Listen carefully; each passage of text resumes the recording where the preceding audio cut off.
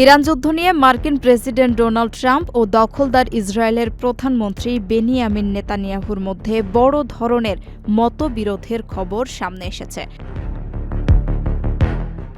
উভয় নেতা ১ ঘণ্টা ব্যাপী ফোনে কথা বলেছেন এবং উত্তপ্ত সেই ফোনালাপে নেতানিয়াহু ইরানের বিরুদ্ধে আবারও হামলা শুরুর পক্ষে জোর দিলেও ট্রাম্প আপাতত কূটনৈতিক আলোচনার পক্ষে অবস্থান নিয়েছেন বলে জানা গেছে। এ নিয়ে দুই নেতার মধ্যে টানাপোড়েন বেড়েছে বলে মার্কিন গণমাধ্যমের প্রতিবেদনে দাবি করা হয়েছে। সংবাদ মাধ্যম এনডিটিভি বলছে, ইরান যুদ্ধ কিভাবে এগোবে তা নিয়ে প্রেসিডেন্ট ডোনাল্ড ট্রাম্প ও প্রধানমন্ত্রী বেনিয়ামিন নেতানিয়াহু একই অবস্থানে নেই। দুই নেতা প্রায় ১ ঘণ্টা ব্যাপী উত্তপ্ত ফোনালাপে কথা বলেছেন।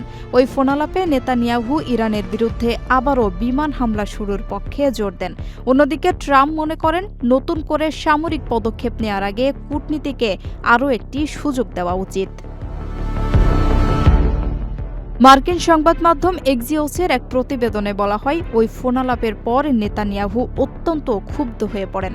প্রতিবেদন অনুযায়ী ইসরায়েলি প্রধানমন্ত্রী শান্তি আলোচনায় খুবই সন্দিহান এবং তেহরানের সামরিক সক্ষমতা ও গুরুত্বপূর্ণ অবকাঠামো আরও দুর্বল করতে যুদ্ধ পুনরায় শুরু করতে চান।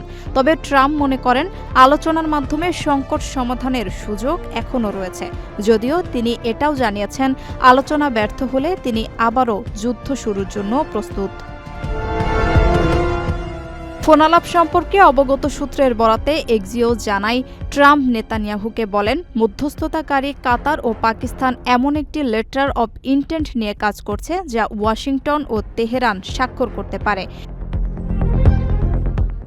এটি যুদ্ধ আনুষ্ঠানিকভাবে শেষ করার ভিত্তি তৈরি করবে।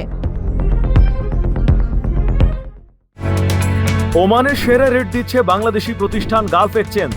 প্রিয়জনকে টাকা পাঠাতে আজই আসুন আমাদের যে কোনো ব্রাঞ্চে অথবা কল করুন স্ক্রিনে দেয়া নাম্বারে। গালফ এক্সচেঞ্জ, বাংলাদেশিদের প্রিয় এক্সচেঞ্জ।